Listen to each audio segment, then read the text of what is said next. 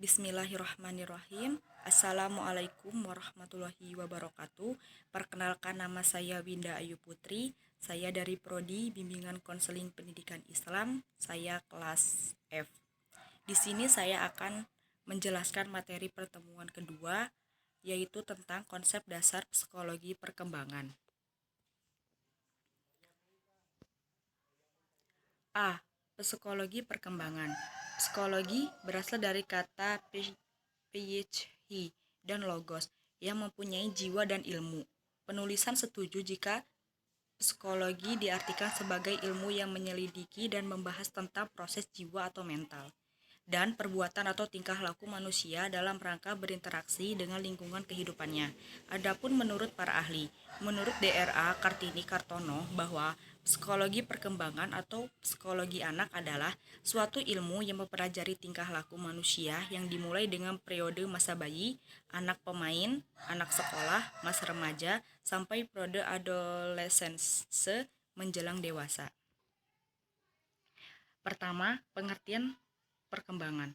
Perkembangan adalah perubahan yang progresif dan kontinu, berkesinambungan dalam diri individu mulai lahir sampai mati.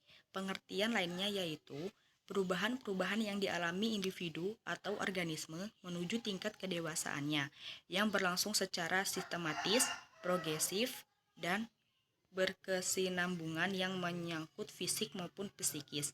Menurut Desmita, mengartikan bahwa perkembangan mencakup perubahan fisik dan di dalamnya perubahan terjadi secara terus-menerus dari fungsi jasmaniah dan rohaniahnya menuju tahap yang lebih matang.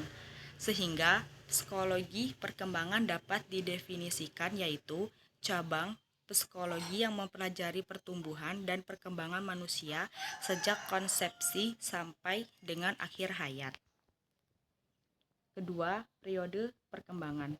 Yang pertama, periode kelahiran atau prenatal period ialah saat dari perbuahan hingga kelahiran.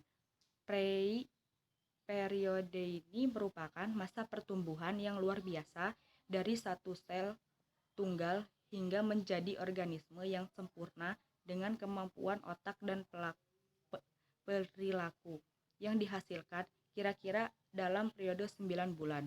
Yang kedua, masa bayi atau disebut infansi ialah periode perkembangan yang merentang dari kelahiran hingga 18 atau 24 bulan. Masa bayi adalah masa yang sangat bergantung pada orang dewasa.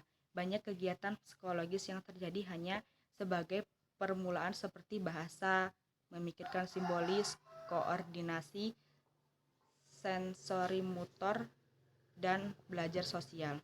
Yang ketiga, masa awal anak-anak atau bisa disebut early childhood, yaitu periode perkembangan yang bertentangan dari masa bayi hingga usia 5 tahun atau 6 tahun. Periode ini biasanya disebut dengan periode prasekolah.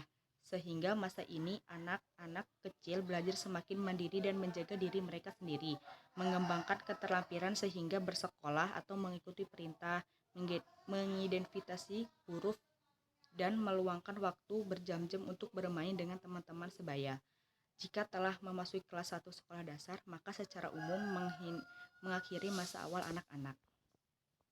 Yang keempat, masa pertengahan dan akhir anak-anak atau bisa disebut middle and childhood ialah periode perkembangan yang merentang dari usia kira-kira 6 hingga 11 tahun yang kira-kira setara dengan tahun-tahun sekolah dasar. Periode ini biasanya disebut dengan tahun-tahun sekolah dasar. Keterampilan fundamental seperti membaca, menulis, dan berhitung telah dikuasai. Anak secara formal berhubungan dengan dunia yang lebih luas dan kebudayaan.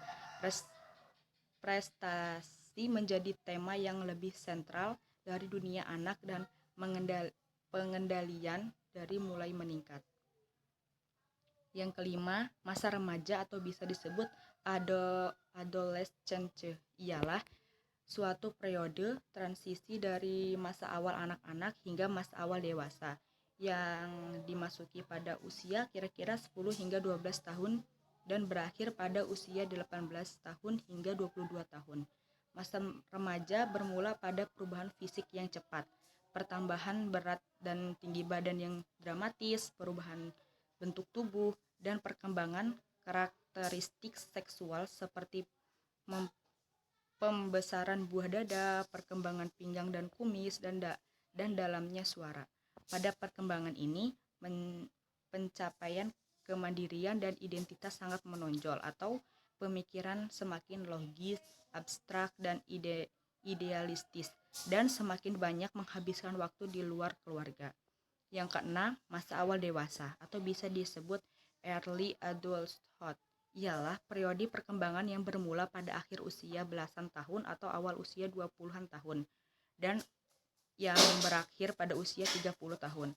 Ini adalah masa pembentukan kemandirian pribadi dan ekonomi, masa perkembangan karir, dan bagi banyak orang, masa pemilih pasangan, belajar hidup dengan seorang secara akrab melalui keluarga dan mengubah anak-anak dan mengasuh anak-anak. Yang ketujuh, masa pertengahan dewasa atau bisa disebut middle adulthood ialah periode perkembangan yang bermula pada usia kira-kira 35 hingga 45 tahun dan bertentang hingga usia 60 tahun.